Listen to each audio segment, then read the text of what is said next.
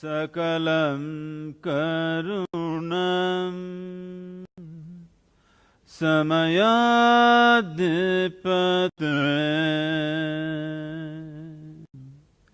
akilam karunam.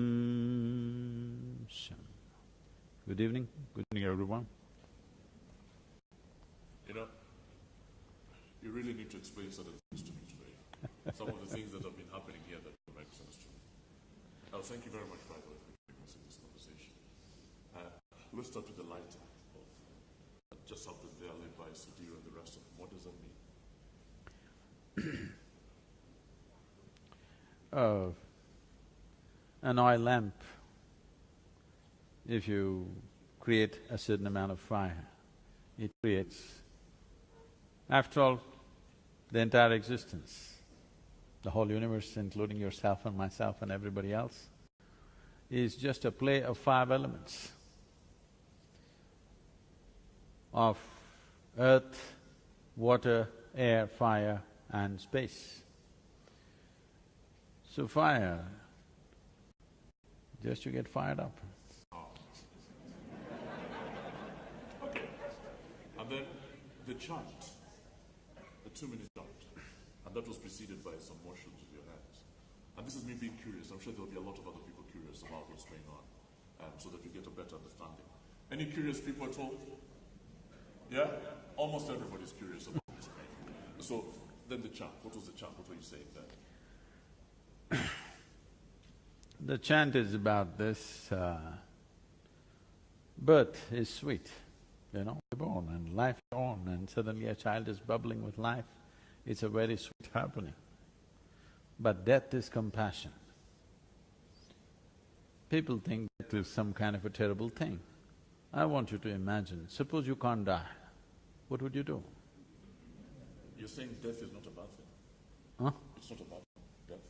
No, I'm asking you, suppose you could not die, what would you do? The best thing about life is, you will never fail, because everybody shall pass.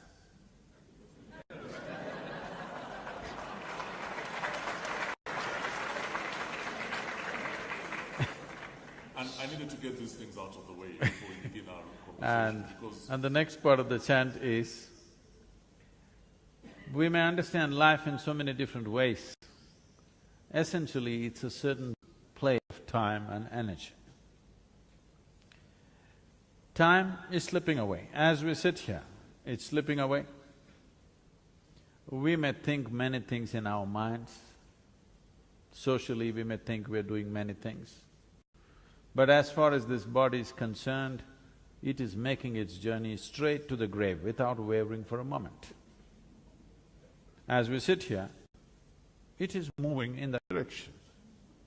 So the only way you can maximize life is by tweaking up your energy levels in a certain way. If you live for the same amount of time, still you lived more, because this combination of time and energy, time is anyway flowing, but you can play with energy in such a way that you can raise the nature of your life, the experience of your life, the profoundness of your life, and above all, move from many entanglements which seem to define and describe life for most people towards a limitless sense of freedom or boundlessness within you. This is not because you are not bound by time, you're still bound by time, but because you have tweaked your energy in a certain way, suddenly you look like you're above that. Interesting. Sadhguru, it's an honor to talk to you, and thank you very much for making time to come to Uganda. And you know, the most obvious question that will be in many people's minds, and some of them might be here actually, is who's this guy? You know, who is he? He has a long beard, described him to some people. You're trying to, huh? No, so who's this guy? And so when they come in here and there's this whole setup and there's this glowing tribute with someone saying that you're as powerful as the power extends across the universe, I thought to myself, is this guy God? Who is this guy? And it would be interesting if you helped us understand who you are and where you come from and how you ended up in Uganda.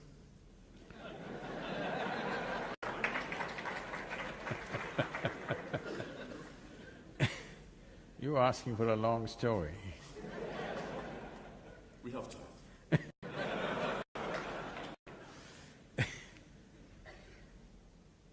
I'm just saying how to abridge the story. See, I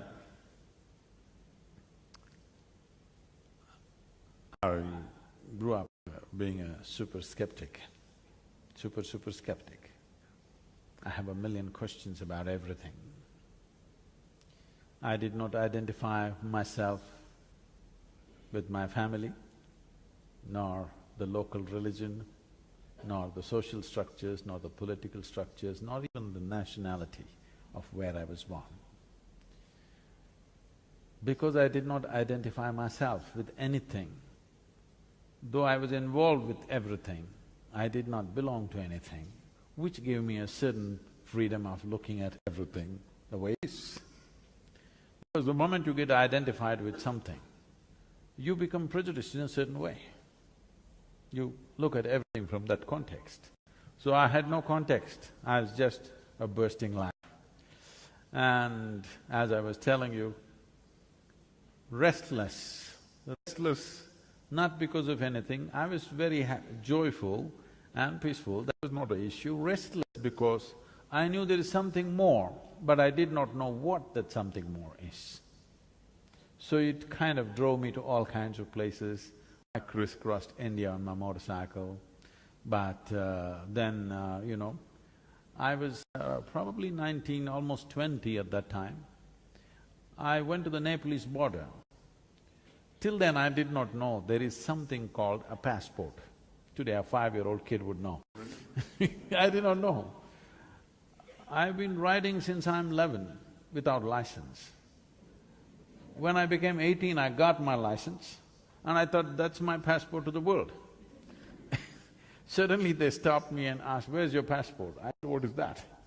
They said, "There's something else you need to cross the border."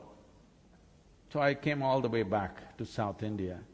Then I decided I'll equip myself with the needed money and whatever the documents needed, and I'm going to ride around the world. So for this I started a business. I thought I'll make some money. Then… What business?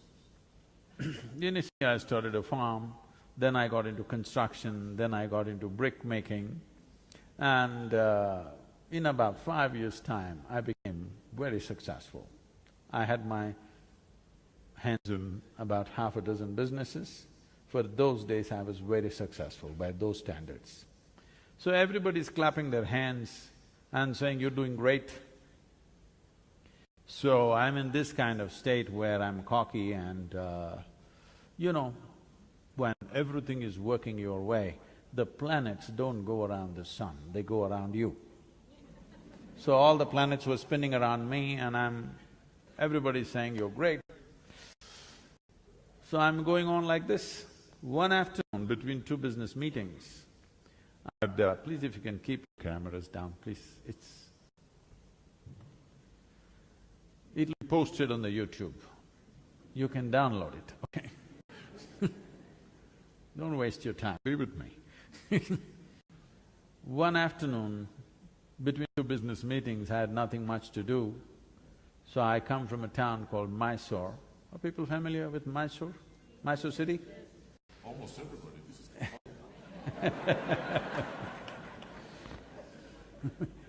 is… So, there's a small hill in Mysore called Chamandi Hill. The culture and the tradition of the time, especially for the youth, was if we want to test our motorcycles, we went up Chamandi Hill. If we want to party, we went up Chamandi Hill. To party? Yeah. You used to party? Right now I'm always in a party. Can't you see? So, if you fall in love, you got to go up Chamandi Hill. If you fall out, you must go up Chamandi Hill. How many times did you make that trip? And if you have nothing to do, you have to go up Chamandi Hill.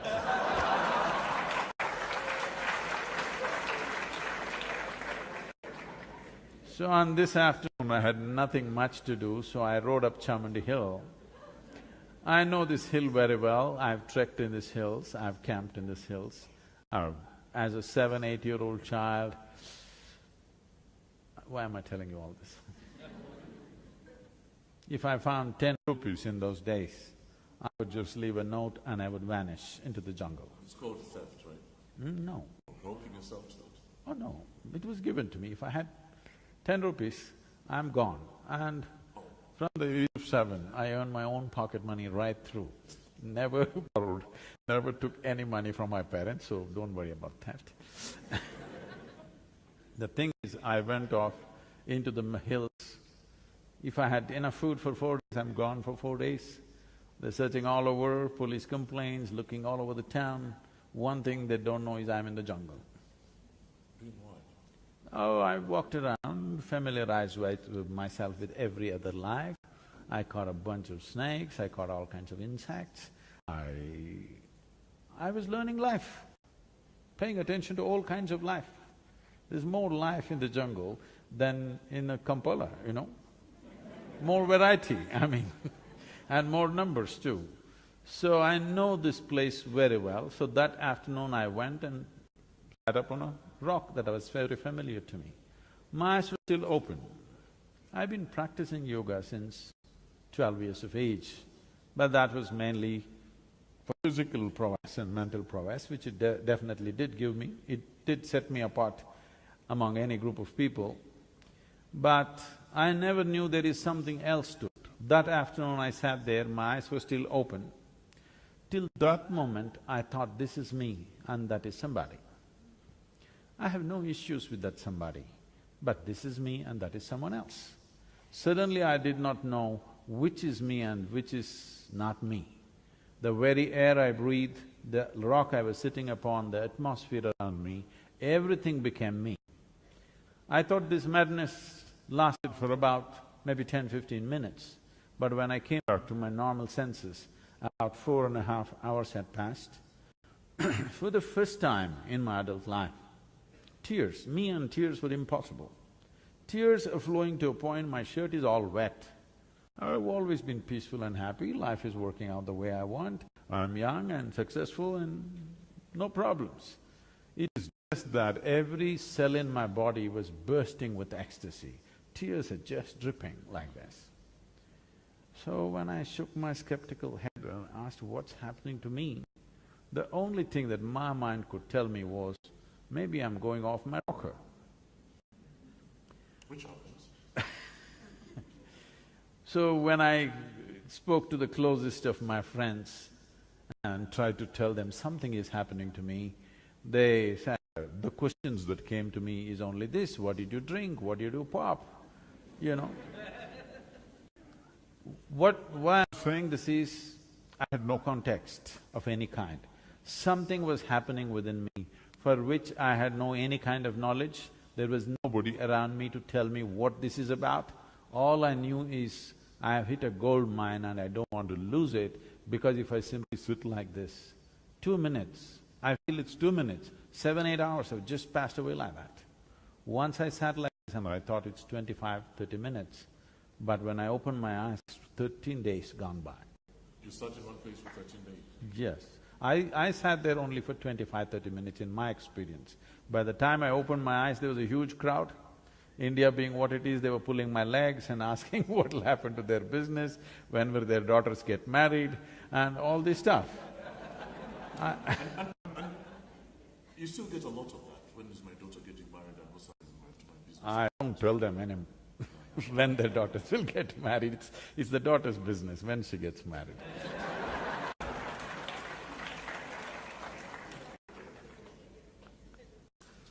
And then, that's an interesting story. It begins there, ends up in Uganda now. You're sitting down. Hey, I'm not ending up here. You're not. So we are in Uganda at the moment. Yeah. Why Uganda? How did you end up here? Okay, you say you're not ending up here, I understand that. But why Uganda? Africa has been on my mind for some time, but my schedules have been so killing that, you know, it's not been possible to stop over in Africa. So when we thought which country, or when people started inviting us here, I always go everywhere by invitation, so the invitations here were strong. The Ambassador of India and the Mehta family and many others who have done programs, all the business magnates here, they all did their inner engineering some time ago because some of our teachers came here and taught programs. Since then, there has been a strong pitch. So, we took this week off and we're in Africa. Not just Uganda, I'm also touching Kenya and South Africa. Let's give the Sadhguru a round of applause, ladies and gentlemen. Wow.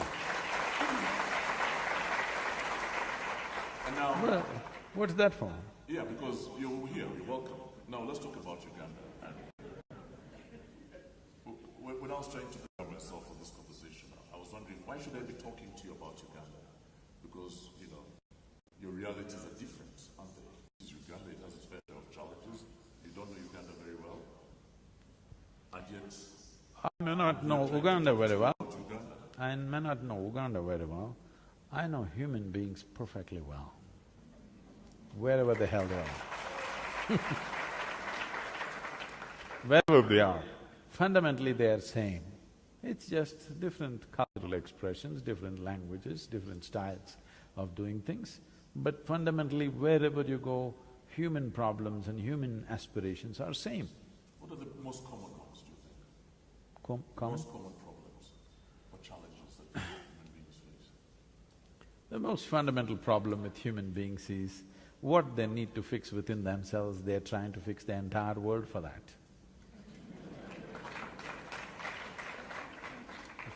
This is happening everywhere. People are talking about world peace, but they can't sit in one place for 1 minute peacefully. But they're talking about making the world peaceful. It's never going to work. If you don't know how to keep your mind peaceful, how are you going to make the world peaceful? What you see in the world is just a larger manifestation of what's happening in individual minds. So, if we just want to do a political slogan, we can shout world peace and go away. But if you're truly interested, then we have to have a lifelong commitment of bringing peace to individual people. Without individual salvation, there is no universal salvation. And you make an important point because, Uganda is trying to transform itself. You're trying to come from where we are now, which is a country that's struggling in many respects. It's done well in many ways, but it also still has a long way to go. So it begins with the individual, doesn't it? So when you say a long way to go, where do you want to go? Do you want to become another state in United States? Is that what you're aspiring for? Yeah, President Museveni would have answered that question. No. Mr. T is coming, okay. Okay. So, what I'm saying is, it's very important when I look at a country like this, which is naturally so beautiful, nature has been immensely kind to you. You don't know what it means to live in harsh conditions of nature. This is a beautiful, beautiful country. I know if you go by… Right now the world is on a madness of everything bigger. Bigger home, bigger car, bigger this, bigger that. Instead of all this, everything making bigger, I think in Uganda you should think how to have a bigger lake. A bigger lake? Bigger lake. That's more Because if you have all these other things bigger, your lake will shrink. This has happened. In India, we are beginning to suffer this seriously. In 1947, when we got independence, how much per capita potable water we had? Today we have only 18% of that. They're saying by 2025 we will have only 7%. This means Indians will be having bath in bottles, not in tubs. So this is where the world is going. When nature has been good to you, keeping it that way is the most important thing for the well-being of the people.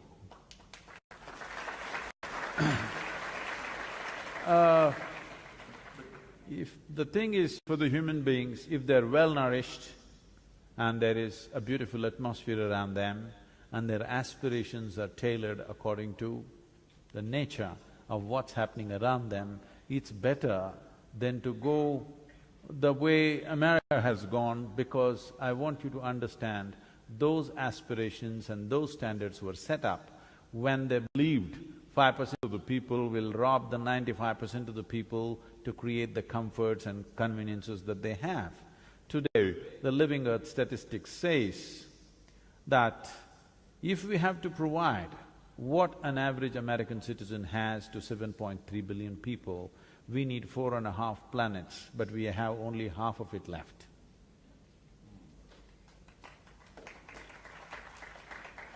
And as a result of that, you say that you need to make things smaller. I don't want to be like Sudhir.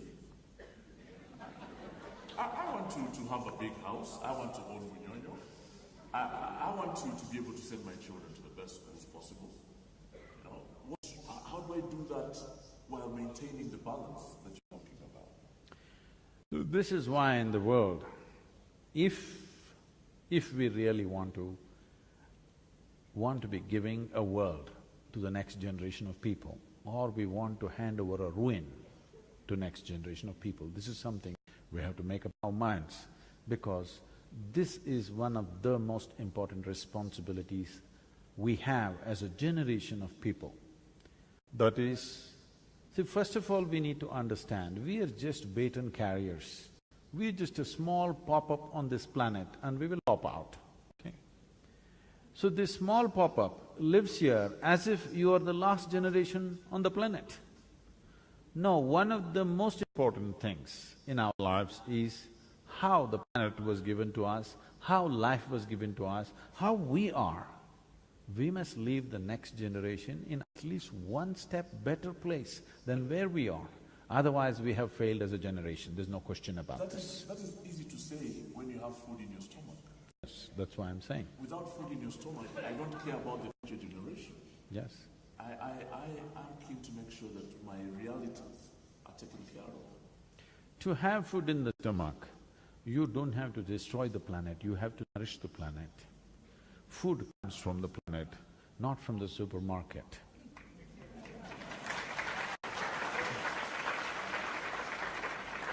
So, to feed the population on this planet, the way I see the soil and the atmosphere and the climate the way it is, I'm telling you, this East Africa can be the bread basket for the entire world, because 12 months of a year you can grow crops here. If you destroy this, you will not be able to grow food even for yourself after some time. This is happening seriously in India. We have a 12,000-year history of agriculture in South India. This is probably not known to most people. 12,000 years of agriculture. Certain communities have been farming the same land for over 8,000–10,000 years. But today, in one generation, the soil condition is becoming in such a way, there's an alarming situation that in 15–20 years' time, we may not be able to grow anything because the animals have been removed, chemicals have been pumped in, machines are roaring all the time. Machines don't replenish the soil. It takes animals, it takes plants, it takes trees to replenish the soil. So, who we are, the very body that you carry is just soil, isn't it? Hello? You must get it from me now, otherwise one day you will anyway get it from the maggots and it'll be too late. It's very important to understand who we are is just this soil. Now, it is easy to talk when there is food in the stomach. This is what I'm saying. To put food in the stomach for all the 7 billion people is not a challenge if we keep the planet in a certain way. And above all, at the beginning of 20th century, we were 1.6 billion people. Why have we become 7.3 billion people in 1 century? What's wrong with us? Irresponsible reproduction, isn't it? Now, one main reason is the life expectancy has increased on an average all across the world, which is a great thing. But when we learn to postpone death, should we also not learn to postpone birth? Does it make sense to you, I'm asking? ultimately though, you talk about 7 billion people, you talk about the planet, but what about the individual? We come back to that individual and my individual interests.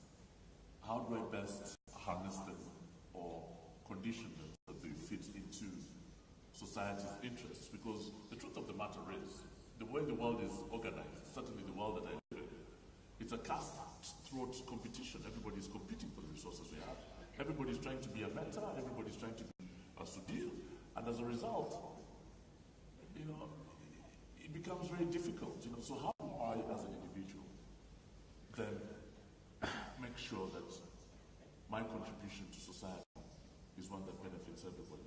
I know you've talked about the planet, but how do I do that? See, whoever you are right now, whatever you are right now, you would like to be something more than what you're right now, yes or no? Hello, I'm talking to all of you. If that something more happens, what? Something more. If that something more happens, what? Something more. So in installments, you want to go somewhere, you want to expand. So because you're going in installments, let me hasten you up a little bit, and I will make you the king or queen of this planet. Don't look at me hopefully. Do I look like someone who will commit such a blunder? If I make you the king or queen of this planet, will you be fulfilled, I'm asking you? You will look at the stars. So there is something within a human being which is longing to expand. Because right now, you're so limited in your identity with your biology, with your physicality. Because of this, you're trying to expand physically. Physical expansion means, if it finds a very basic physical, biological expression, this is called sexuality. If you find an emotional expression, this will be called love. What all these things mean is, something that is not you, you're trying to make it a part of yourself. If it's a physical process, it's called sexuality. If it's an emotional process, it's called love. If it's a mental process, it gets labeled as greed or ambition or conquest or simply shopping. These are all different ways to make something which is not a part of you, part of yourself in some way. But if it finds a conscious expression, it's called yoga. That's why we are here, sir. Yoga, and in that you say that the body is the ultimate form of technology. Now that's next, but right now, your identity is so much with your physicality, you're trying to expand physically. Because you're trying to expand physically, you will see it doesn't matter. If you get the solar system in your hands, you will not be fulfilled. If you get a galaxy, you will look for other galaxies. Because what a human being is looking for is not more. When you pointed out these people and said, I want to be like this, you're talking about how can I have more? What you're looking for is not more, you want all. If you want all, physical is not the way, isn't it? If you want to expand in a limitless way, physical is not the way, because the nature of your physicality is defined by a boundary. We can call this physical body only because it has a boundary. If you remove all these boundaries, it is no more a physical thing. Physicality is always defined by a boundary, but there is something within you longing to become boundless. This longing to become boundless is being misunderstood as longing to have more. More is not what it's looking for. This life is looking for a limitless expansion. If limitless expansion has to happen, one has to transcend their perception beyond their physical nature. If your perception rises beyond physical nature, then we use this horribly corrupted word, spiritual. And we shall come to spiritual elements a bit later. Right now though, let's talk about politics. It's an interesting subject. Politics of a country, the politics of a country like Uganda. Is politics See, when we say politics, what we are talking about, how to govern a nation. Or what we are talking about is how to make the lives of larger mass of people who are around us. That's the ideal description. That is the fundamental. How it is conducted today is another matter. That is because of variety of things. Because we chose democracy. Once you say this is a democratic nation, what this means is any one of you tomorrow could become the leader of this nation. That's what it means. Don't be so hopeless. Yes. Someone who used to think that. In Indian languages, democracy is described as Jananayakam. What this means is, people are the leaders. That's what it means. Well, right now we have a prime minister in our country proving this, that a tea seller can become the prime minister of a nation.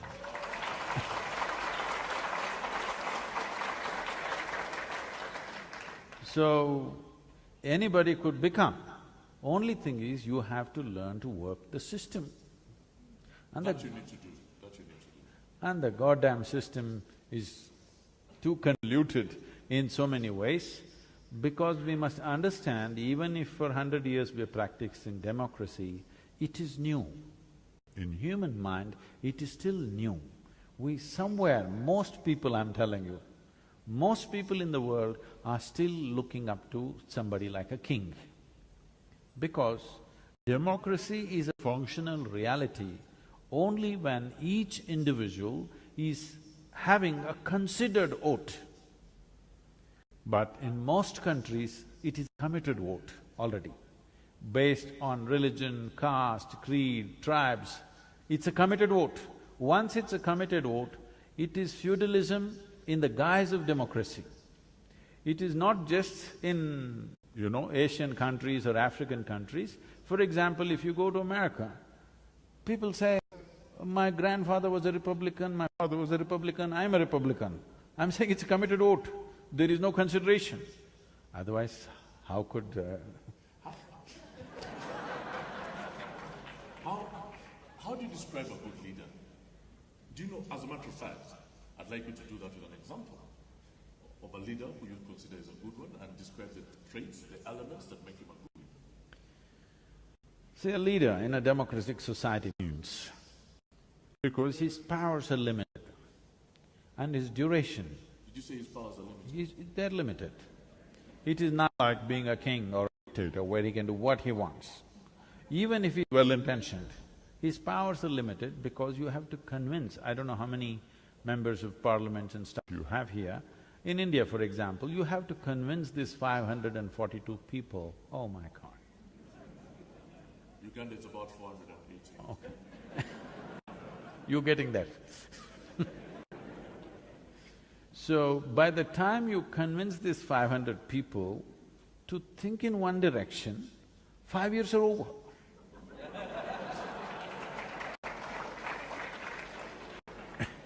So, democracy is a limited amount of power and you have to convince everybody. You should be able to inspire the population to rise above their personal needs and work for the national need, which is not simple. It's a very complex process. And in a democratic process, for a leader to come to that place, the very process of democracy is such, it's an obligatory process. By the time he reaches there, he or she reaches there, they're so super obligated to various, people who supported them. When they come there, they are supposed to take care of all these people. That's what is called corruption by other people. They're just paying back. Is corruption a bad thing? Is corruption bad? Corruption essentially means, for me, that your self-interest has risen above the larger interest for which you're standing up. That's what most politicians do. Their self-interest rises above the interest of the whole. I think that would be a very unfair judgment on all politicians. It's not a good thing to say. I know a whole lot of them are like that, but not all, fortunately. Fortunately, not all. As I'll accept that. But so corruption. Some say it's a system of rule, others say it's an accelerator, others say it's not a bad thing, it's redistribution of wealth. What do you think it is? There are other ways to redistribute wealth, but what has happened is, let me talk about corruption in India because I don't know what variety you have here.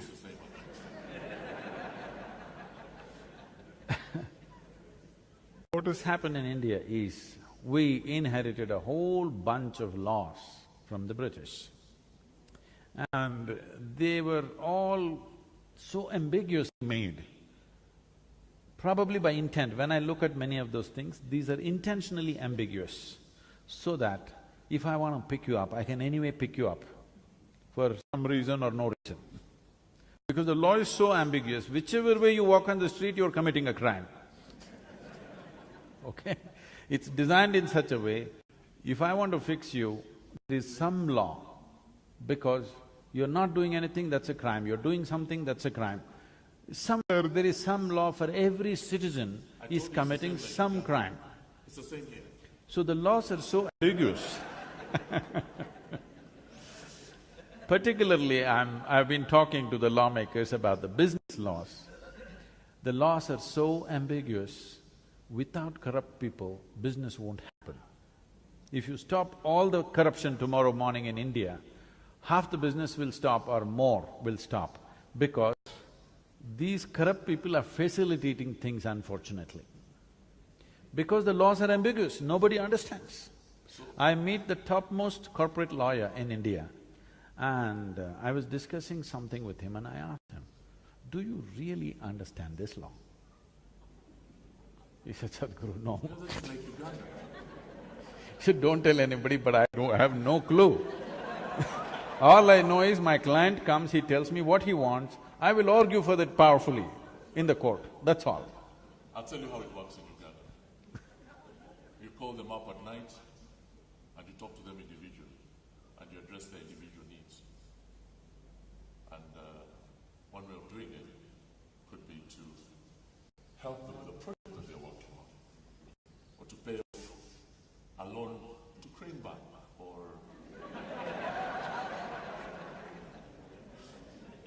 or you know, I'm sure that's the same thing that happens in India, isn't it? But the key question is it a bad thing? That's what I'm saying. If we want to remove corruption, now they're talking about bribe givers and bribe takers, both should go to prison. So, who will be left? I said 90% of the people will be in the prison because almost everybody has paid at some point. Who is not paid? Everybody has paid.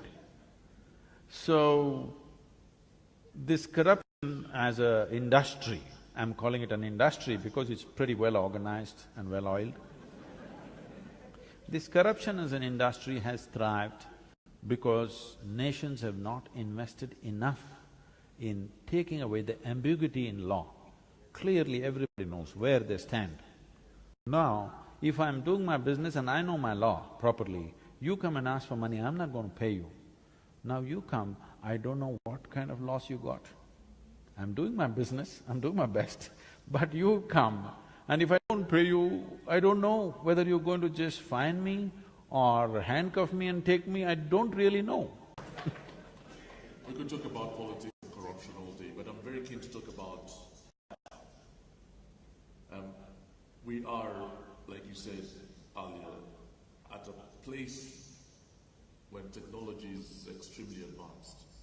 We're very concerned about trying to stick around a little longer.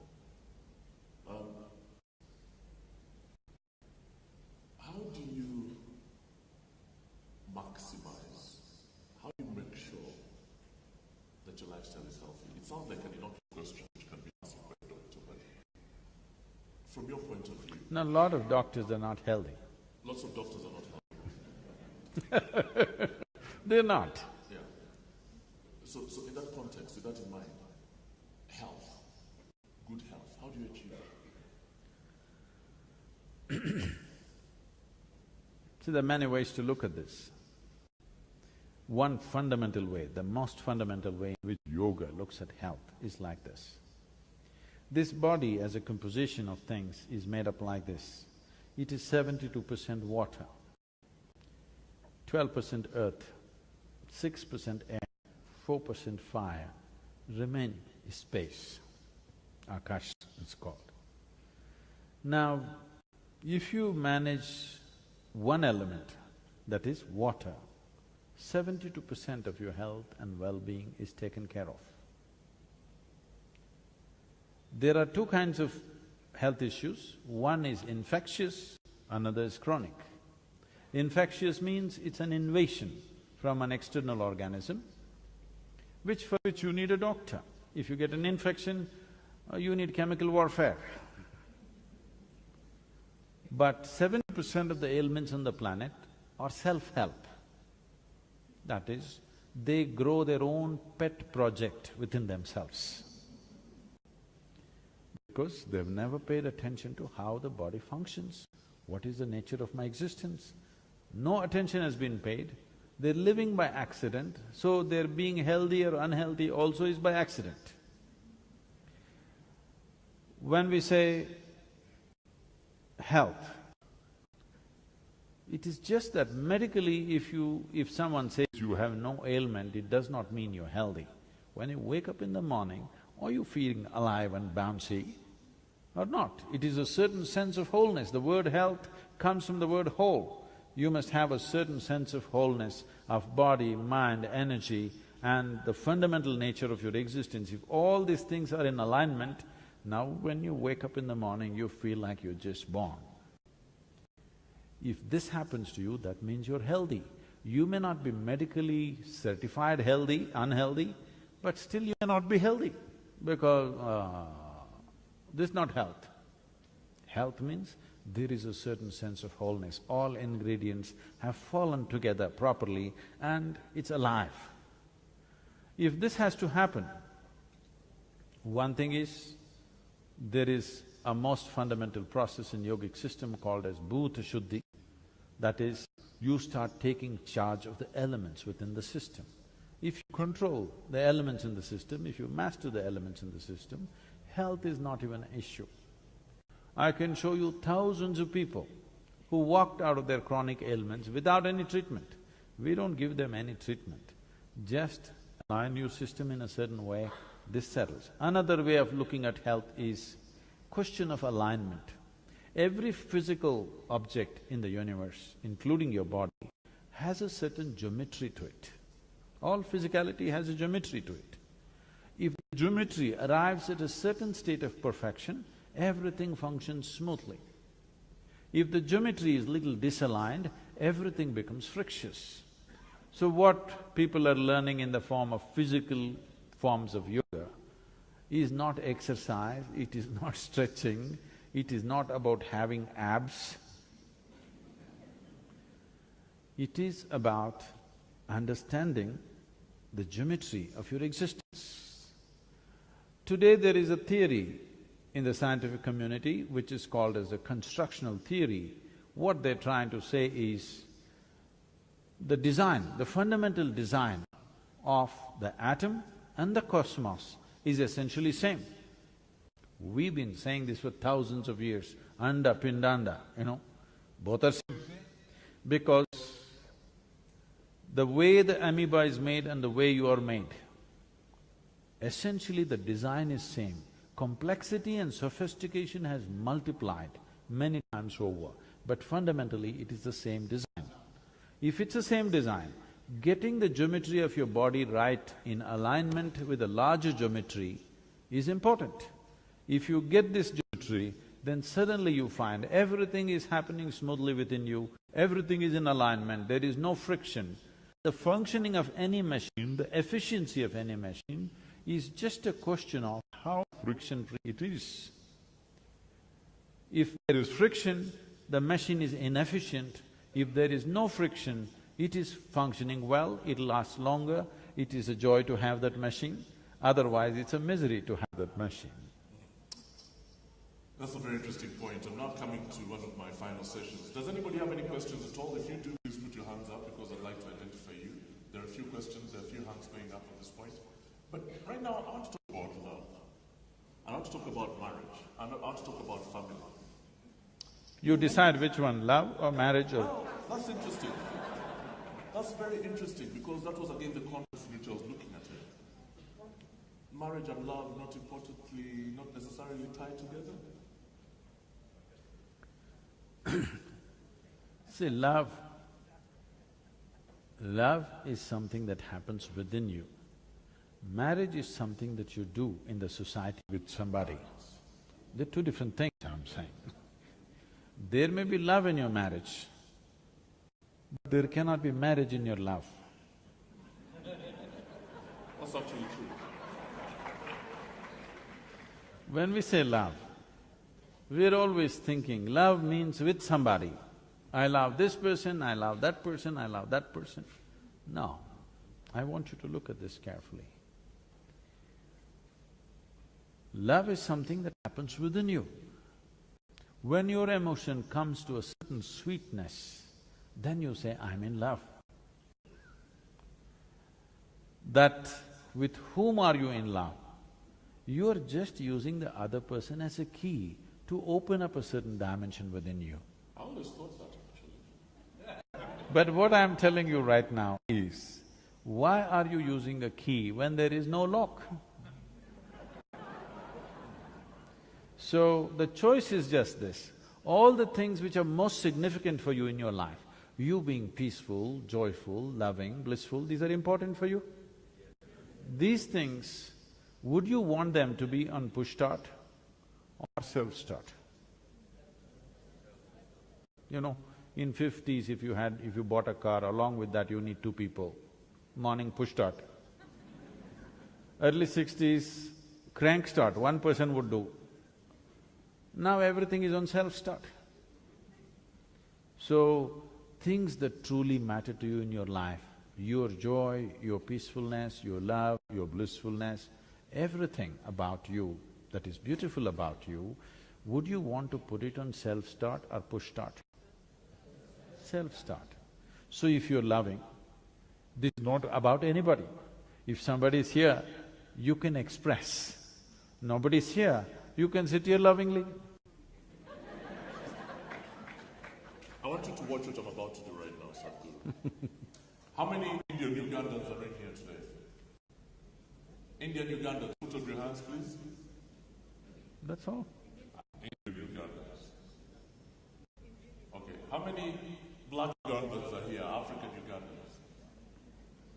Yeah, I knew you were checking, look at… Okay, how many…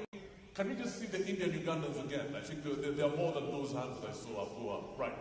So how many of the Indian Ugandans have been in a relationship with an African Ugandan?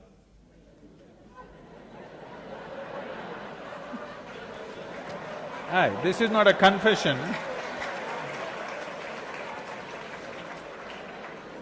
Can I see a show of hands? There is one here. No, the thing about Indians is they will never confess such things in public.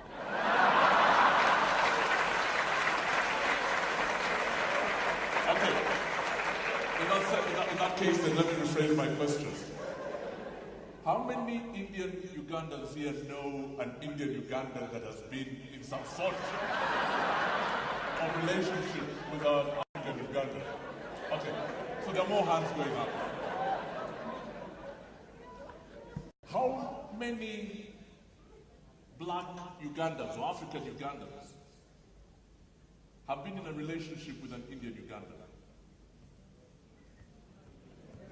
There's such a small percentage, 0.01%. Where you find an Indian and fall in love? My point is, Sadhguru, and I need to report to you this, I need to report this to you. Indians just don't let us near their daughters. That is not just for Ugandans, they won't let even Indians get close to their daughters.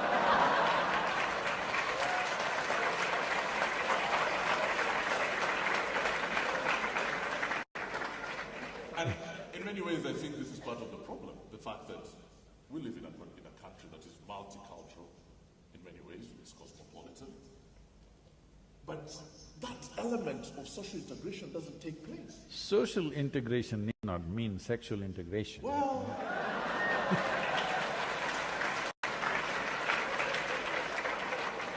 Now, first of all, let me define that word relationship. Why is relationship always of the body? So, probably for most Indians, and I'm sure it's true for many Ugandans, we have You can tell me who you're aiming at, then I can…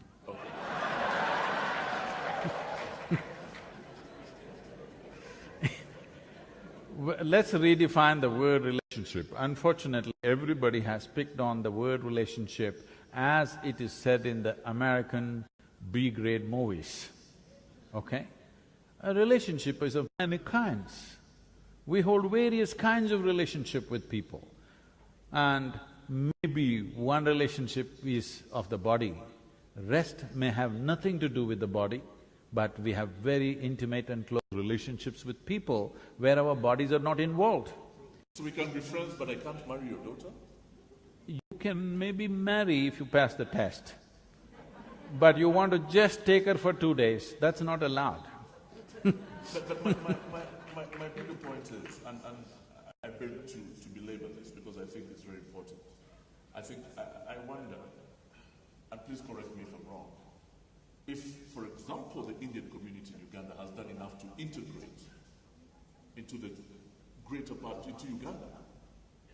And because don't you think surely, where I come from, when you get married, you're bringing on another family, you become a little more cohesive, you become friendlier, you become warmer, you create a better understanding. Isn't this something, the cultural hybridity that results, isn't this something that the country would benefit from? Yes, but the Indian problem is if they marry a Ugandan girl, can she make dokla tomorrow? She can learn. It's not that simple. It's too complicated. No, it is not about… I mean, if you're looking at it as, are we in some state of discrimination, I don't think so. I'm telling you, even in India, even if they're in India, the whole lot of them are Gujaratis, they won't marry a Tamil person within the country. They won't marry a Bengali person. They won't marry an Andhra person. Somewhere if somebody falls in love, it may happen, but generally they would like to marry in their own community, in their own thing, because this is the way they have known life for thousands of years about preserving talent and culture within that. So why this was so is… See, we are talking about times when there were no universities to impart skills and knowledge. So right now, if there is a blacksmith, he wants to marry only a blacksmith's daughter, not a goldsmith's daughter, because she will be little dainty and fanciful, she won't last in the blacksmith's house. She won't last. So if this marriage has to be enduring, because they're looking at children, till the children grow up, the husband and wife should be together. I mean, they're thinking of a lifetime, they're not thinking of a few years. So they're very conscious about putting it through all kinds of screens because they're thinking of marriage as a lifelong partnership, not a brief encounter. That doesn't make it a good thing. I'm not saying it's good or bad, I'm just saying why. They may not be opening up their doors of marriage. They don't open their door, Gujaratis will not open their doors of marriage to Tamil. Tamil people no way will marry Gujarati. Yes, they will not. Maybe individual people, out of interaction, young people meet each other, it may happen, but families will not do it.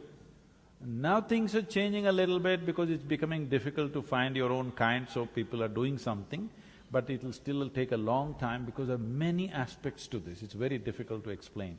Because, see, if I go in United States to somebody's house, I just smell the seasoning in the house, and I say, "You're this community, isn't it?" They say, "Sadhguru, how do you know?" I said, "The seasoning." Because in a particular community, it smells in a particular way.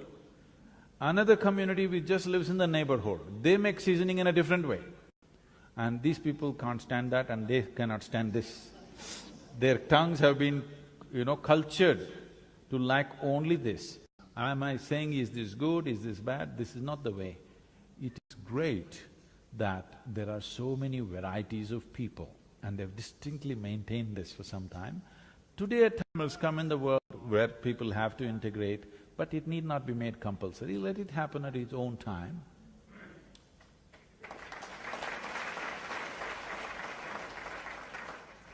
I've stopped chasing her now. I'm going to ask you one of my last questions. I'll open up to the floor, and if you have a question, please put it up. Put up your hands and we'll come to you. You know what my favorite quote of yours is? I didn't know I was your favorite.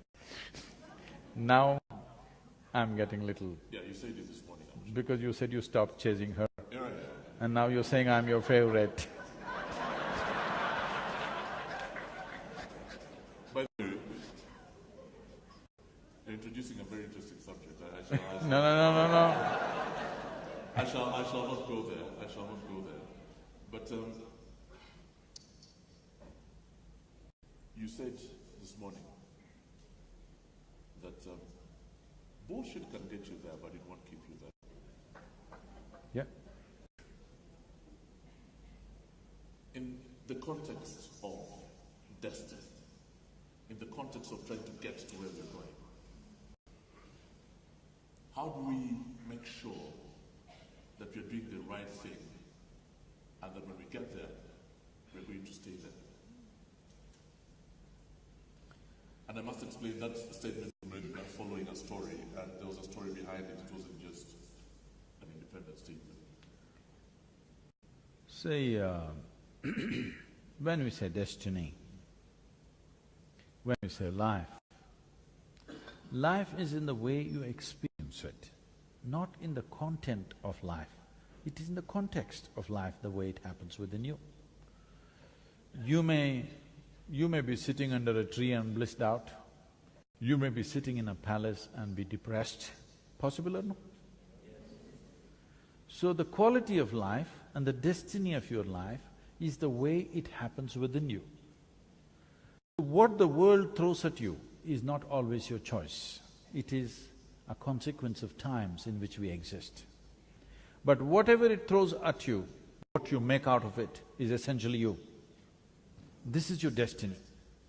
That it does not matter what the world throws at you, you know how to make it a good thing for yourself and everybody around you. This is taking charge of your destiny. Destiny need not necessarily mean all the physical situations that I dreamed of happened, but my experience of life happens the way I want it. This means I am in charge of my destiny. Well, here a whole lot of people have been sharing their stories with me that in this country they prospered at one time and they had to leave the country for 8–10 years and then they came back. That's what I was telling them. If somebody was asked to leave, many people would hang from the trees, not being able to take it. But people went wherever they went and they came back and recreated what they had. A whole lot of them, maybe many of them lost it. But what I'm saying is, what they created physically is not the thing. I must tell you a story. You okay for a mythological story?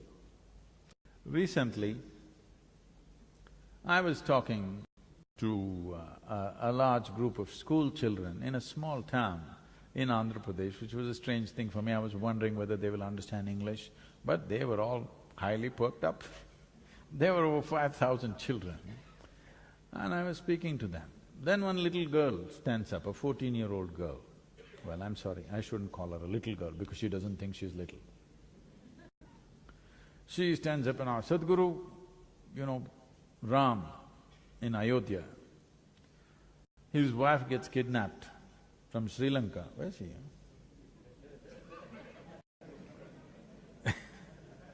Why are you pointing at Mr. Kannada? Because he's Sri Lankan, he kidnapped. Oh.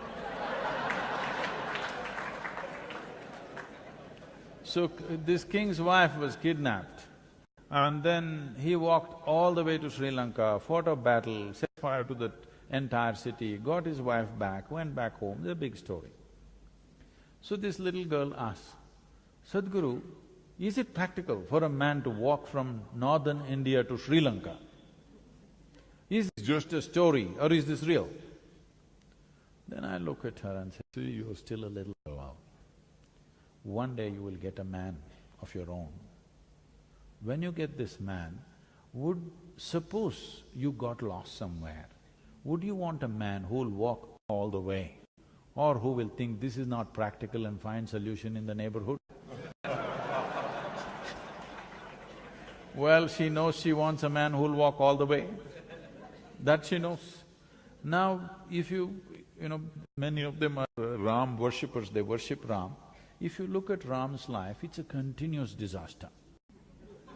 Yes, he is a king because of some political reasons, he goes off into the jungle with his newly married wife. She is a princess, not trained to live in the jungle. Seeing their plight, his brother, leaves his wife and children and travels with him to support him in the jungle. It's a disaster. I know you might have seen some movie where Sita doing that in the forest. No, you do one thing, just by yourself you go and live in a forest for 3 months. You will see what'll happen to you. It's another game altogether. So then she's there and this guy comes and kidnaps her and takes her to Sri Lanka. And then he goes, fights a battle, brings her back, again some political situation, she is pregnant, and at that time he again takes her and leaves her in the jungle all by herself. And no sonogram, so he doesn't know whether it's a boy or a girl or boys or girls. She delivers twins, 2 boys, he doesn't know. Children grow up in the jungle, then unknowingly he fights a battle with his own children. He could have easily killed his own children, it was very close. Suppose unknowingly you killed your own children. Do you need a bigger disaster in your life, I'm asking? It's the worst kind of disaster, isn't it?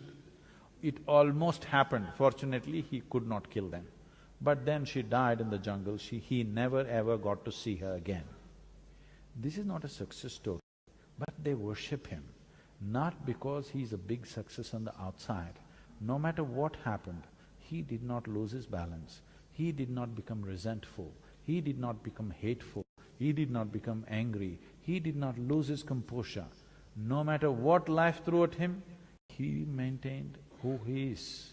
So this is what we call as destiny. His destiny is totally in his hands. Life can do whatever, but he will do only what he has to do.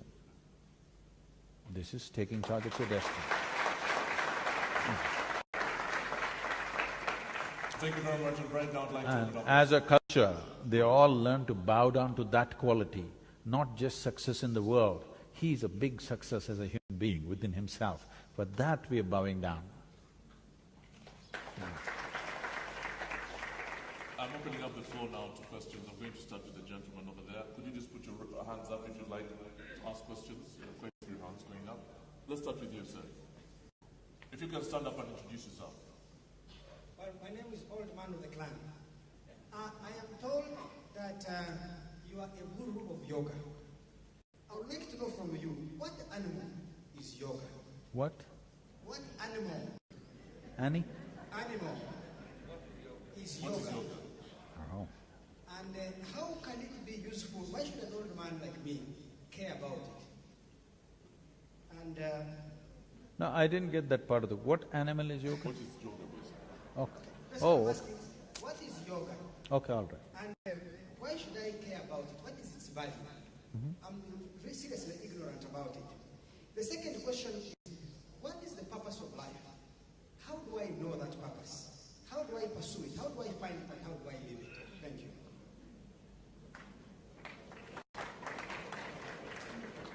It seems to be a popular question, huh? His name is Andrew Mwenda, not the one. Huh? His name is Andrew Mwenda. Is Andrew. Andrew. Yes. Okay. Andrew, when when you ask what is yoga, I'm sorry, initially I missed that animal part. I get it. What is this yoga? First let me tell you, This is the only practice on the planet which has lived for over 15,000 years without any papacy, without any authority enforcing it on anybody. Never in the history of this yogic culture has it so happened somebody put a sword to your throat and said, you do yoga, otherwise you're dead. No such thing ever happened. Out of sheer efficacy, because it works, it's lived. Today over 2 billion people are doing some form of yoga. What is it? Many ways to look at it. I would like to explore two different ways so that it brings some clarity to you. One thing is, you agree with me that this human mechanism, which you call as myself right now, do you agree with me that this is the most sophisticated technology on the planet? Do you? I'm just asking you, such a complex technology you have with you, have you read the user's manual? So one dimension of yoga is to explore the user's manual which is written into the system, so that you know how to explore the full depth and dimension of what this life is about. If you explore the full depth and dimension of what this life is about, this second question, what is the purpose, would be very easily answered. Or in other words, to simplify your question, what you're asking is, what is the nature of my existence? Because you are certain that you exist, but you do not know the nature of your existence. If you think one way, you become one way. If you think another way, you become another way. If you feel one way, you become one way. You feel another way, tomorrow you become another way. Because what is human is not defined. If you had come as any other creature, we know what is a earthworm, we know what is a grasshopper, we know what is a tiger, we know what is a lion, but we don't know what is a human being, isn't it? Being human beings, you don't know what is a human being because nature has left a certain freedom for you. With every other creature, nature has drawn two lines within which they have to live and die. For the human being, there is only a bottom line, there is no top line. This means there is a limitless possibility of exploration. When we talk limitlessness, definitely we must leave the physical behind, isn't it? Because physicality is the dimension of the limited. Physicality is always of boundaries. When we utter the word limitless, we must understand we want to transcend physical nature. What is the purpose? Suppose right now, all of you, I'm asking you, if you're feeling really ecstatic, would you ask, what is the purpose of life? No. It's becoming little burdensome, it's a little drag when you get up in the morning, what the hell am I doing here, kind of feeling. Now it comes up, what is the purpose? Your idea of a purpose is you want a meaning. I want you to understand, meanings are a psychological problem. You want to find a meaning. There is no meaning anywhere in the existence. But meanings are important for your intellect. If you keep your intellect aside, there is no meaning to anything. The existence is simply on. What is the meaning of it? There is no meaning. This is just an intellectual pursuit. Right now, because of the nature of your education, the only dimension of intelligence that you're exploring is intellect. Intellect is like a scalpel. Whatever you give to your intellect, it will dissect. Right now, the very question that you're asking is to dissect. What is the meaning of life? What is the purpose of life means we must dissect this life and see why this life, why am I here, what should I do, where should I go? This is simply because right now, life is not being experienced. Most human beings have become a bundle of thoughts, emotions, ideas, opinions and prejudices. These are all your making, this is not life. This is your making. Your psychological drama has overtaken the existential drama. Creation, such a magnificent creation, but right now your psychological drama has overtaken the creation itself. Today, sun came up on time. Hello? So what? No, I must tell you this. Some time ago, a year or a little more than that, I was flying a helicopter in United States and it was a good day weather-wise, so we took off doors and we were flying an open helicopter. Well, every aviator knows for every 1,000 feet that you go up, how much temperature and stuff. But we just went up there, suddenly a cloud cover, we hit a cold front. The temperature dropped dramatically where, even to hold the controls it became difficult, so we decided to come down.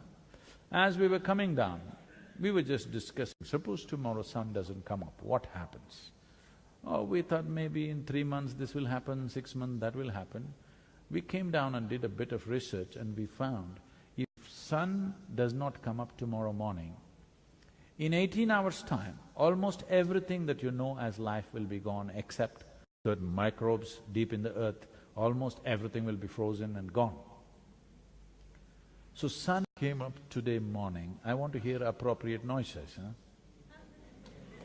Yeah, it's not a small thing but sun came up on time, planet is spinning on time, the entire galaxy is going on without any accidents. Everything in this cosmos today is going great. But you have one little nasty little thought crawling in your head and it's a bad day.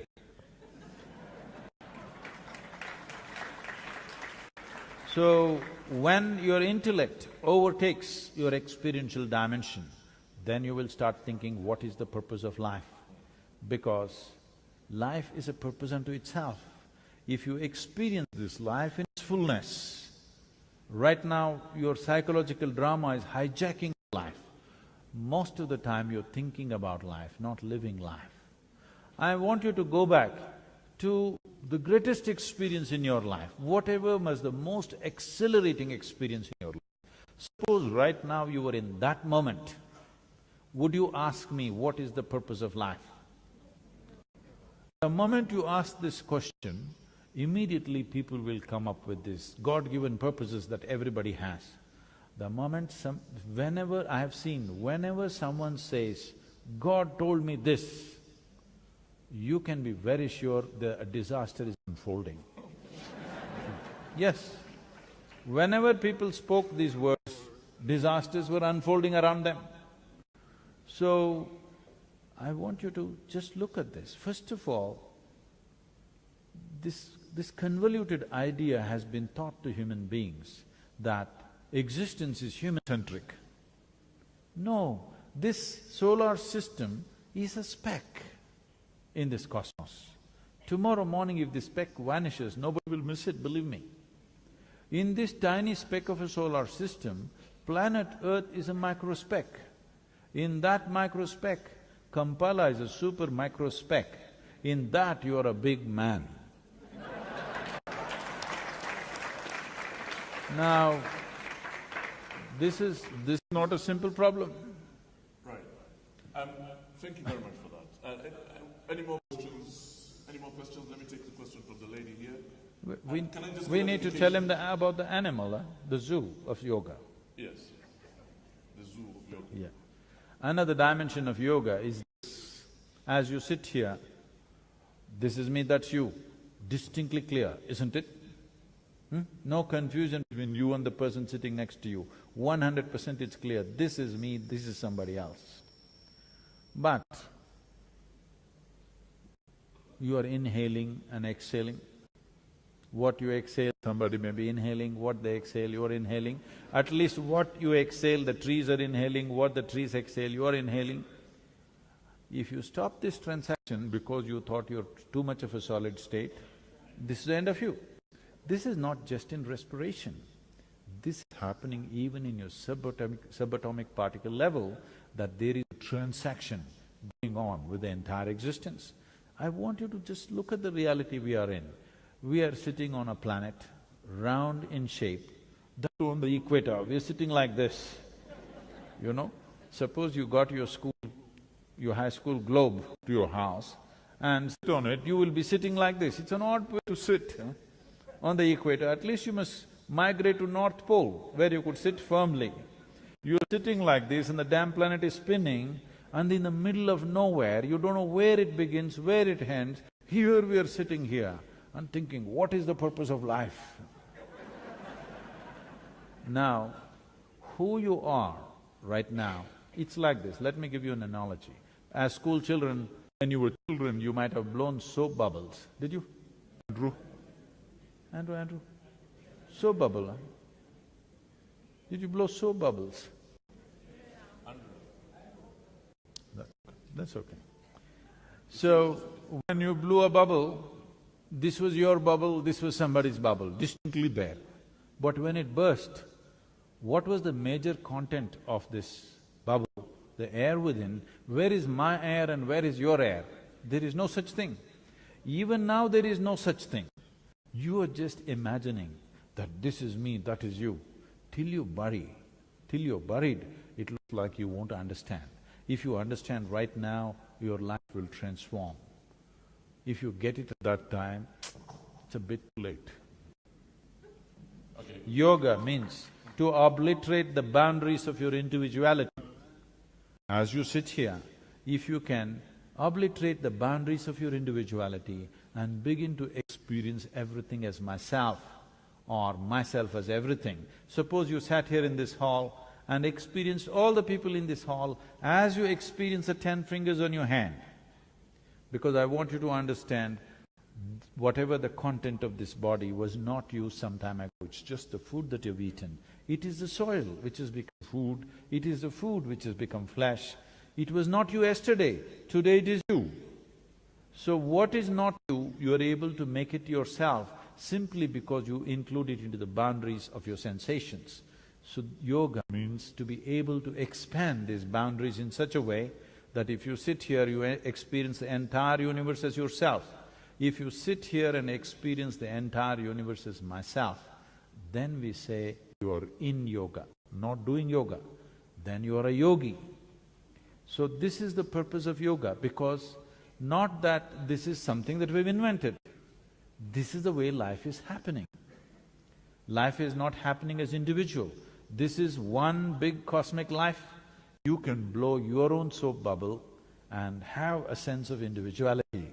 The magnanimity of creation is such, though you are a puny little nothing, it gives you a great sense of individuality for a period of time. So enjoy that, but don't get lost in it, because that is not your nature. Right now you've blown a bubble, enjoy the bubble, but you must know this air is constantly in movement. If it is not in movement, it'll suffocate.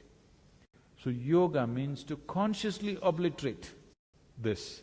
As I was telling you, whether it's sexuality or love or ambition or conquest or yoga, essentially the goal is same. In some way, you want to make this bigger than what it is.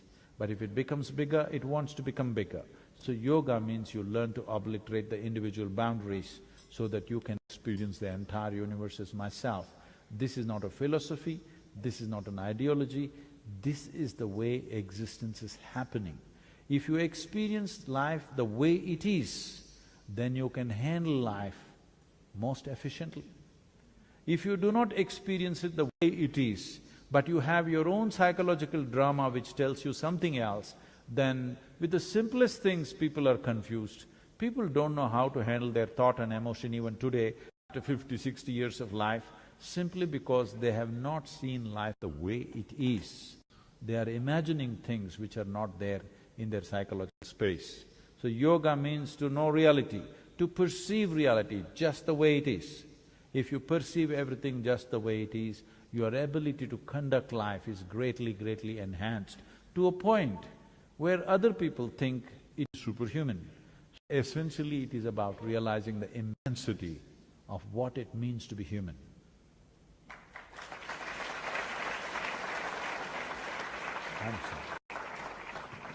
We still have a few minutes left. There are very many hands going up at the moment. So let's keep going. Can I see the hands up again, please? Lots of hands. Mukesh, would like to ask a question?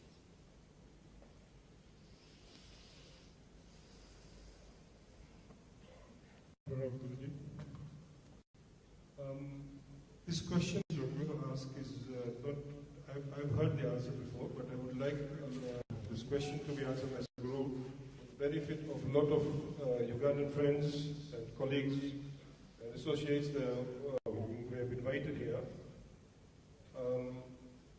Because during the time of passing invitations, many of them point blank declined. So this is, yoga is to do with Hinduism. So Sadhguru, if you can please explain, is yoga specific to a belief system or a particular religion?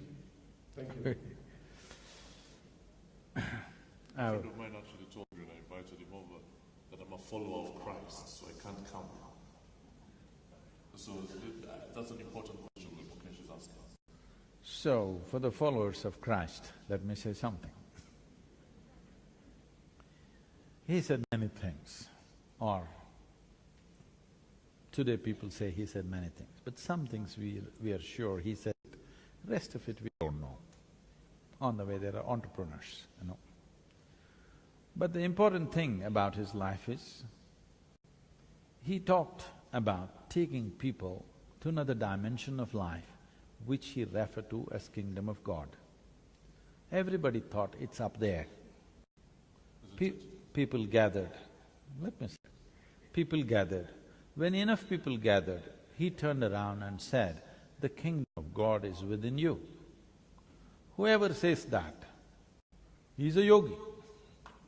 Jesus Christ was a yogi? I am not saying anything, I am saying whoever says the ultimate nature of the existence is within you is a yogi. That's what yoga means. So, what he said, what he did not say, I have not made a study of it, I do not know, but people have been telling me this is what he said. If he said this, he must be a yogi, because unless you're in that experience of inclusiveness, you wouldn't say that.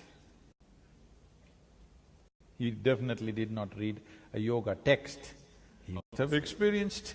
I was gonna say that, yeah, maybe he didn't read it. He did not read that. It is from an inner experience that he's saying it's within you.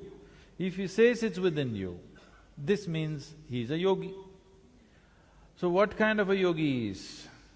Well, he's Middle Eastern, so he's of a certain kind, he speaks the language of the time and the area. Whoever came anytime, in India, thousands of yogis came.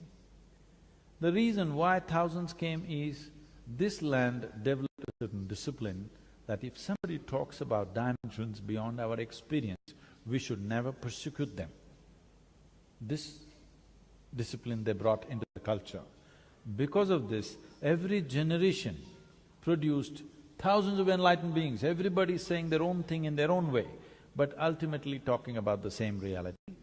But in this part of the world or wherever he came, he stood out because generally persecution was the way. Apart from organized religion, if anything else was said, he would be dead. That's a normal thing. Well, it happened to him also, anyway. It happened to him also, a horrible way of ending his life. Even today, I see when I go to certain countries, I'm not abusing anybody, I'm just asking a few questions. If I ask a few questions, in some countries they stand up and tell me, you will leave this country head first. That means horizontal, that's what they mean. I tell them, everywhere I go, I always go head first. You also should learn this, head first. Now, about this yoga being Hindu, it's like this. This is a profound understanding of human mechanism. If you say yoga is Hindu, gravity must be Jewish. The word Hindu means this. There is a Himalayan range in the northern part of India. In the south, there is an Indian Ocean. This is called Himalaya, this was called Indusagara. Hindu means the land that lies between the Himalayan ranges and this Indian Ocean was called Hindu. This culture prospered and flourished for over 5,000 to 6,000 years, undisturbed by invasions, undisturbed by other wild tribes which are outside. So people slowly developed reverence to these two geographical features because they knew their well-being was mainly because of these Himalayan ranges and the ocean which protected them. So they called the land Hindu to start with, later on they called themselves Hindu. So anything that's born in this land, because it's a geographical identity, an earthworm born in that land is a Hindu earthworm. This is not a religious identity, this is a geographical identity. Like right now, a lion born in Africa is called an African lion.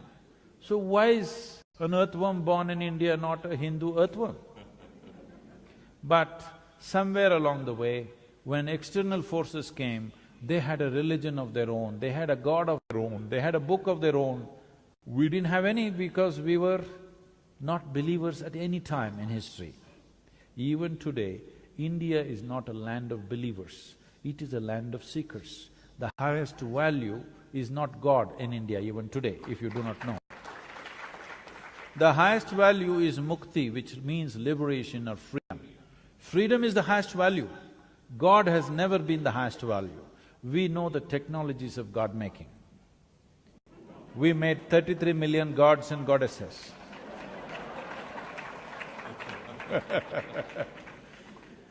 Because we understood how to create a form and energize it and make it work in a particular way for us. But never, ever that culture propagated a god up there, a book which tells you what to do. Everything is a debate. Even when people who were recognized godly, when they came, there were no commandments, there were only debates, endless debates. Even today, Indians are still debating. In the same vein, therefore, is there such a thing as an afterlife, or is this it? You want to know what happens after death? Yeah.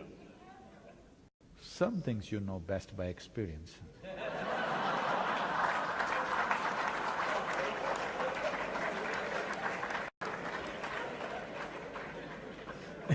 So you want me to die last and then find out? No.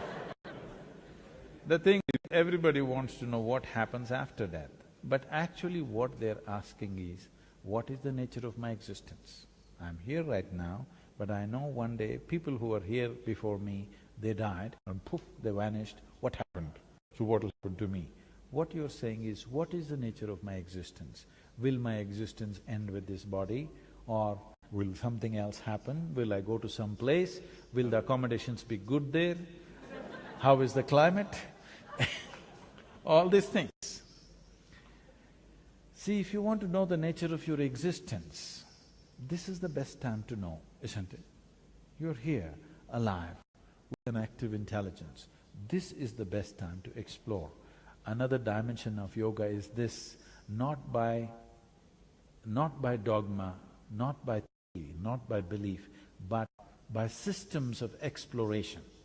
Is this true that your body that you have right now, you gathered it over a period of time? Hello? Whatever you gather, you can claim it is mine, but if you say it's me, you kind of lost it, isn't it? Hello? Understand what I'm saying? See, right now, I say this glass is my glass, then you will think, oh, Sadhguru has some problem. But let's listen some more. Everybody says he's wise. After some time I say, this is me. Then you will say, let's go. Because this amounts to madness. But right now there is water here, if I drink it, it does become a part of me, isn't it? This is how you gathered whatever number of kilograms you have right now with you. Yes or no? This entire body was gathered from outside. The content of the mind and the content of the body you gathered from outside. This is a heap of food, this is a heap of impressions. What you gather can be yours, can never ever be you.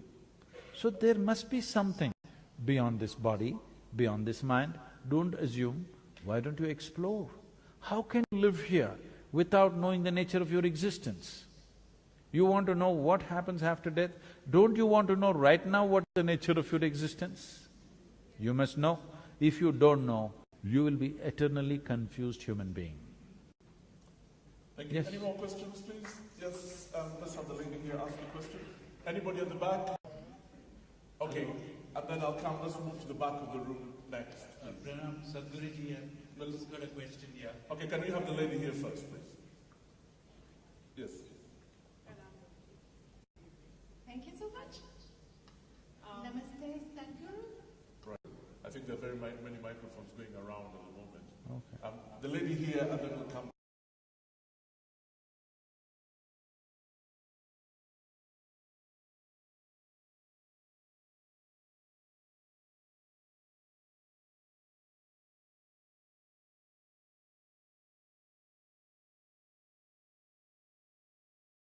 I wish I could tell you briefly, but I want you to tell me briefly about it. Ubuntu, of course, is the fact that we are all human beings and we are all we are all one, basically. Oh, you're talking about yoga? What do you call that? Undu? Ubuntu. Huh? Ubuntu. That's yoga. Yes. But the difference may be, in yoga, we have systems and methods through which we can experience, we can bring you to an experience of undu,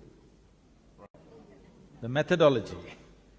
But right now you may have a philosophy of oneness, but you don't have a method. The thing is to teach a scientific process through which you can come to that state of what you call as Guruji, how Ubuntu has been explained to me is essentially, I am who I am because of who we all are. So I'm a reflection of Alal and Alal is a reflection of… Oh, no, no, no. Have to look at No, no, no. I wouldn't take that seriously. So Guruji, can we take it to Vasudeva Kutumbakam somehow? No, no, no, no, no. Between Ubuntu and Vasudeva Kutumbakam, do you think there is See, commonality? do not try to reduce everything into your slogan. This is a dangerous process. Yes, but the interconnectedness of humans. Thank you very much. Before you answer that question, can I have the lady that stood up and then the gentleman, please? I'd like to have as many female voices in here. And then, yeah, what's your name and what's your question? Okay, so Namaste, Sadhguru. My name is Rochelle Batanda, and I'm a storyteller. You talked about the body's ability to heal itself, and I had this question in mind. It's about the Kundalini. Now, can you ignite the Kundalini to heal the healthy body of diseases? And would you encourage somebody with really complicated illnesses, like heart disease, to ignite their Kundalini to heal themselves? Thank you. Are you Ugandan? Yes, I'm Ugandan. I'm of Engo clan. She's a Muganda, she's from my tribe, but what she just talked about, I have no idea about.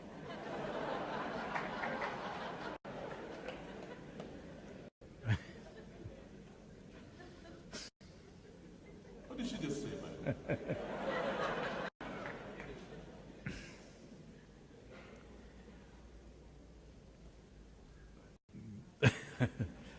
This is… the thing is, the Indian languages have an elaborate vocabulary to describe different dimensions that function within you. The English language has phenomenal vocabulary to describe the outside, but when it comes to the inside, it's very poor. But the Indian languages, particularly Sanskrit, she's picked up one word from that, it has an elaborate… Huh? The word exists. Yes, yes. So, Kundalini means a certain… Right now I am speaking, this is Kundalini, the energy behind this is Kundalini. You are listening, that is also Kundalini. A dog is barking, that is also Kundalini. A flower is blossoming, that is also Kundalini. Or in other words, that energy which makes everything happen in the physical creation is called Kundalini. So what they're right now referring to is, there is an entire system called Kundalini Yoga, to maximize this energy. Because generally in most human beings, to eat, sleep, reproduce and die, a minuscule of this energy is active means it's good enough. If you raise this energy, then what is happening is, in the composition of elements, you're trying to change the fundamental composition of how you're made. That is, you're trying to increase what is called as akash. This means your perception will enhance, because only what you perceive you know, rest is just imagination. Right now, our modern education systems have surrendered to information. After some time, you will see, information means nothing, because you seem to know everything but you don't know anything. Right now, we know about health, but they tell me the world's food industry is $7.6 trillion. The world's pharmaceutical industry is $7.2 trillion. They're saying by the end of 2017, the pharmaceutical industry will overtake the food industry. That means we'll be eating more medicine than food on this planet, and we are healthy. We know so much about health, but we don't know how to be healthy. Like this, because information only gives you a sense of knowing something, but you cannot really make it happen in life that way. It is okay with material things, but when it comes to life, information doesn't take you anywhere. Probably your grandmother lived with much more life sense than with all the intellect and education that most people have today. Simply because there was life sense, everything was by experience. So Kundalini, when we talk about it, we are trying to raise the energy. Now can it heal ailments and this? We must understand this much. This entire body was created from within, right? I hear you eat a lot of bananas, but by eating all the bananas, you didn't go bananas, you became human, all right? So, whatever you eat, there is something inside which is capable of manufacturing this body. When the very source of manufacturing this body is within you, if there is a repair job to be done, is it best to go to the manufacturer or to the local tinker? If you have excess with the manufacturer, you would go to the manufacturer. If you've lost excess, you will go to the local tinker. I saw they're building a huge Toyota showroom and a repair shop. So if you have excess, you will go to the Toyota showroom when you have a Toyota. Otherwise, you will go to the local guy who fixes everything with a hammer. And, that's just one type of yoga, isn't it? How many types of yoga exist, and how do I know which one is right? On a certain day, 4 people were walking in the forest. One of them was a karma yogi, another was a gnana yogi, another was a bhakti yogi, another was a kriya yogi. What this means is, if you employ your body or physical action to reach your ultimate nature, we call this karma yoga, yoga of action. If you employ your intelligence to do the same, we call this gnana yoga, yoga of intelligence. If you employ your emotion to do this, we call this bhakti yoga, yoga of devotion or emotion. If you employ your energies to do that, we call this kriya yoga, yoga of transforming energies. So these 4 men were walking together. Usually these 4 people will be never found together because they cannot get along. Because a man with the yoga of intelligence has a very sharp intellect. Those who have a sharp intellect can't stand devotional people. Have you seen this? Yes or no? They can't stand devotional people who are doing Ramam all the time. They cannot stand them. Andrew Munda is one of them. Andrew. He can't stand emotional people. Yes, he is for Gnana Yoga candidate. So these are the only 4 types of yoga you can do, because these are the only 4 instruments you have on your hands. So these 4 people were walking, suddenly a thunderstorm broke loose. And they started running looking for shelter. The bhakti yogi, the man of devotion, said, in this direction there's an ancient temple, let's go there. Well, they trust him with the geography of temples, so they're there. There's an ancient temple where the walls have all collapsed, just 4 columns and a roof, and there's a deity in the center. They all rushed into the temple, not because of their love for God, simply escaping the storm. Then the storm became very severe, started lashing from every direction. There was no other place. So they came closer and closer. Then they just hugged the deity and sat down, all 4 of them, just to escape the rain, not because they love God. And suddenly God appeared. In all their minds, the same question, why now? We did so many things, you did not come. Now when we're just escaping the rain, you turn up, why now? So God said, at last you 4 idiots got together. I've been waiting for this for a long time. So, yoga, you are not just body, just mind, just energy, just emotion, you are a combination of these things. Unless they come together in the right way, there is no yoga for you. So, you are one kind of combination, somebody else is another kind of combination. Accordingly, it has to be mixed. That is why a live guru is important, because he mixed the right concoction for you. Thank you very much. Let's go to the back of the room, please. Yeah. Whoever gets the microphone first. You must take the microphone, please. The very back of the room, yes. Yes. Hello. Hi, I had a quick question about faith traditions. I'm actually a former graduate student in religious studies, and one of the biggest challenges I have is this dichotomy that exists in religious faith, especially fervent religious faith in religions that are, or rather, in people who choose to believe in their religion in a certain way.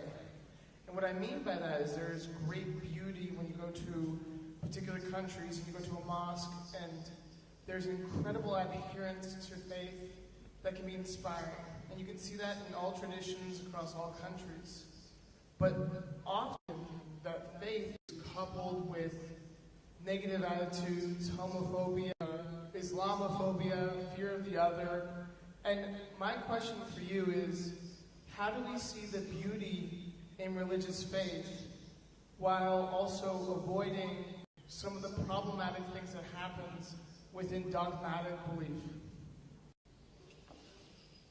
That's a really tough one. No, it's very simple. Yeah. See, the thing is just this. Right now I'm going to… this is just an experiment. Is it okay? Can I experiment with you? This is just a simple experiment. How many of you believe in God? All such people raise your hand. Okay, that's good. How many of you believe you have 2 hands? All such people raise 1 hand. How many of you believe you have 2 hands? Okay. Do you believe you have 2 hands, or do you know you have 2 hands? Huh? You know you have 2 hands, isn't it? If somebody starts an argument with you and tries to prove to you you have no 2 hands, and suppose the argument becomes too overwhelming and he's about to prove to you that you have no hands, one slap in the face, he will know that you got hands. So with hands you know, with God you believe.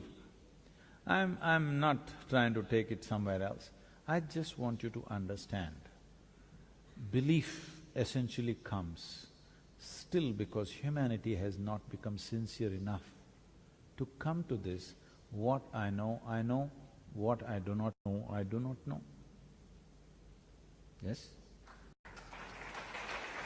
Everything that you do not know, you must believe, because belief gives you confidence.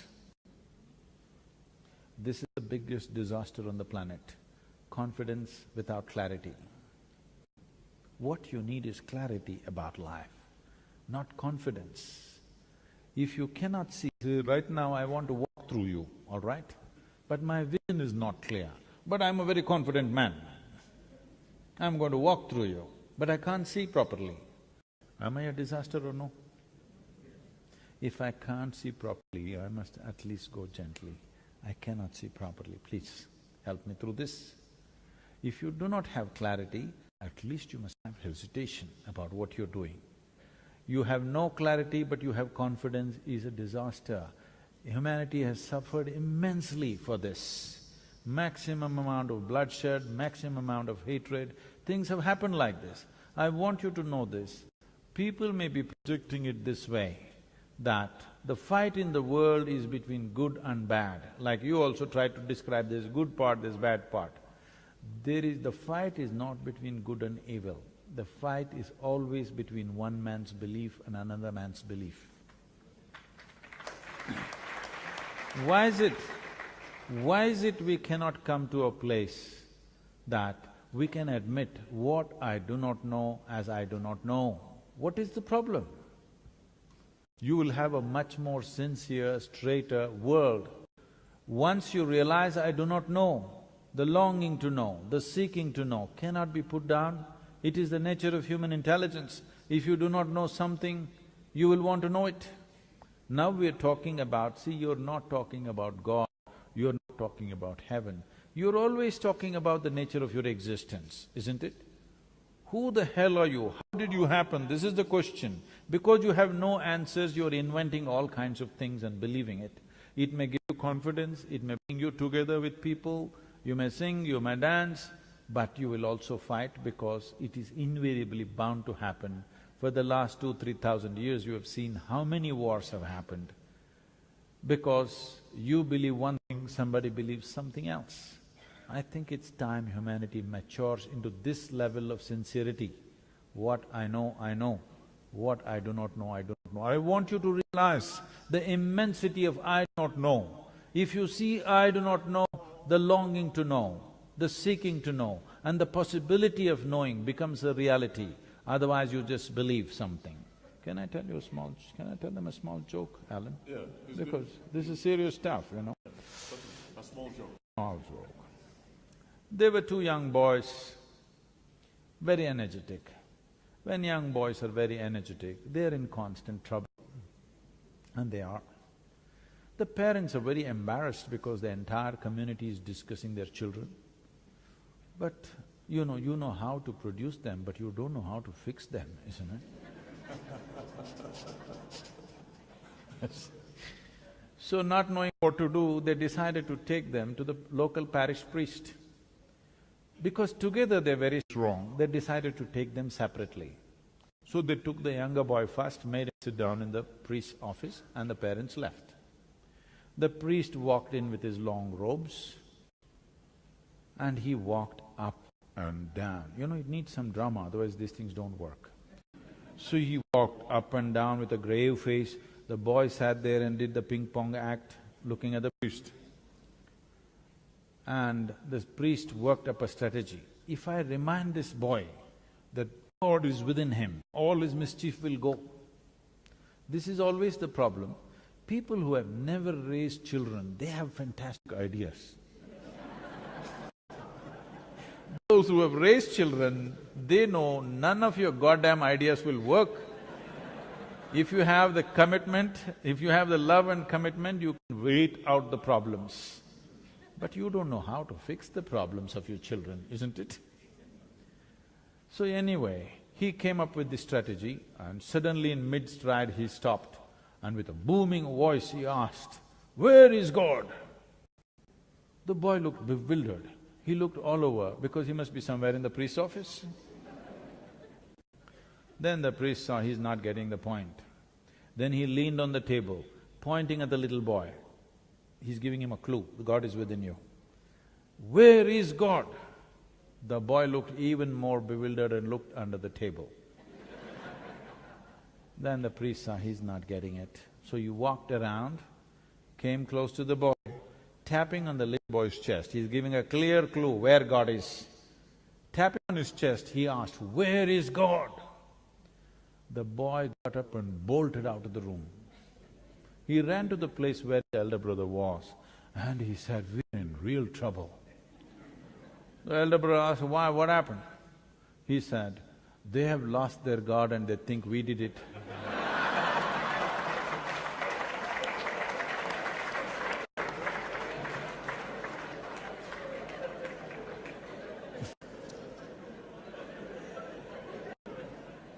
I would like to take a few more questions, but we're pressed for time. So I'm going to try to wind up this conversation. There's so many hands still going up. I'm not sure what we'll do about that, but very many hands going up. How much more time do I have? 5 minutes. Okay, we shall find a way of addressing all those questions at some point, but Sadhguru, let's just wind down our conversation. I've always wanted to ask you, what's with the beard? Where did that come from? I'm sorry? What's with the beard? You're trying, I can see. I thought everybody knew about this. This is something that grows on every man. Those who removed it, you must ask them, why did you remove it? Why are you asking me? I did nothing about it.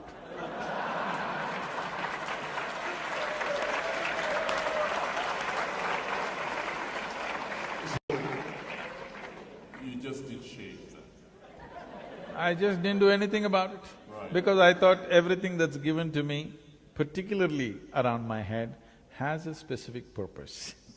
So I should grow my beard as well? You can try. You're trying, I can see. Okay, that answers that. So when you're not trying, you're No, quite… I can say something further on that. Yes. See, if you ask people why they have cut this, left that, whatever, all the distortions they have done, why if you ask them, they said, this is my fashion, all right? So, it is not about fashion, it is essentially wherever there is no pain in your body, this is what you do. Suppose there was no pain in your nose, I'm sure in the name of fashion you would have stripped it in many different ways. Suppose there was no pain in your entire body, I'm sure in the name of fashion you would pull out your intestines and swing it. If there was no pain, you think people wouldn't do it? They would do all kinds of things. Or in other words, right now, for most human beings, it is not their sense which is preserving them, it is their pain which is preserving them, which is not a good way to live. That's interesting. And when you're not offering this amazing wisdom and insight, you're riding motorbikes and riding fast cars. What's the fastest you've ever driven by? 342. 342 kilometers an hour. What were you trying to do? Kill yourself? No. I'm not a foolish driver, I'm a good driver. And I know that you love Indian classical music. What other music do you listen to? Do you listen to Lady Gaga, hip-hop, or… There was a time when rock and roll was everything. My parents were steeped in classical music, but we hated it, the children, me and my brother. We would turn up rock and roll at full volume, just so that this classical music by accident doesn't enter my ear and pollute me, okay? This is how I was. But it happened to me, I became meditative over a period of time. One day I was on my motorcycle, it was in the Mysore University. This was such a distinct and powerful experience for me. And I was just riding. I heard a powerful sound, some musical instrument that I can't recognize. It just gripped me like that and just drew me. It's not like I decided to go there. I just went, there's an open-air theatre, I just rode up that place and I parked there and I just looked. And somebody was playing, today I know it is a Rudraveena. It's played in a very mild, slow way. It's not like dang, dang, dang. It's like dong, dong, it's going… This sound just gripped me from within. I just sat there on my motorcycle, tears were coming out of my eyes, just the sound was just destabilizing everything inside me. It just shook me through and through. From that day, suddenly my ear for classical music just evolved into a big possibility, and today we are… one of the major music festivals in India happens in the yoga center. The rock and roll was important because it moves your body and boom, boom, boom. But once you become still within you, suddenly this classical music, when I say classical, the Indian classical music is made in such a way, if you listen to it carefully, you will see your body will become still and erect. You will see people unknowingly will sit like this, I must tell you this. This is about 10 years ago when we first started this school, home school. I went there, all these 6.5-year-old children, in the morning assembly I went there to see them. They're all like this, like this, like this, like this. I said, why are these kids like broken tops? And I thought what to do with them. I just taught them the 7 notes. Sari, Gama, Pada, Nisa, these 7 notes. 12 minutes a day. I'll tell you, after a month and a half I go there, they're all sitting like this, unmoving. That's the impact it has on the system. A proper arrangement of sounds, because sound is a reverberation. Today modern science is proving to you, everything in the existence is just a reverberation of energy. Your idea of physicality is a myth. If you get the sounds right, you can make it coincide with who you are, you can make it relate to the larger reality. This is called as Nada Yoga. That means coming to your state of union within yourself just by using sounds. So, the music has this. When you're young, you like something that moves your body, so it was rock and roll, now you're saying it's hip-hop. And finally, when it's all said and done, how do you want to be remembered? I want everybody to be so blissed out that they wouldn't care to remember me. Miserable people always remember. Joyful people may have things in memory, but it's not such a big thing. So, if people are always saying Sadhguru, Sadhguru, this means they're not still complete. I want every one of them to be so complete that I'm unemployed and they don't have to remember me. It's a good thing. Ladies and gentlemen, the Sadhguru, a round of applause.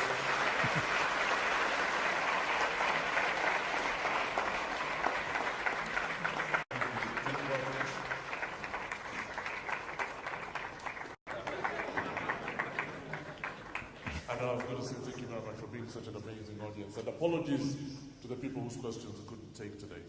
And the Sadhguru will be conducting, will give you a little more information in a few moments about how one can interact with the Sadhguru. Again, my name is Kasujja, and thank you very much. Thank you.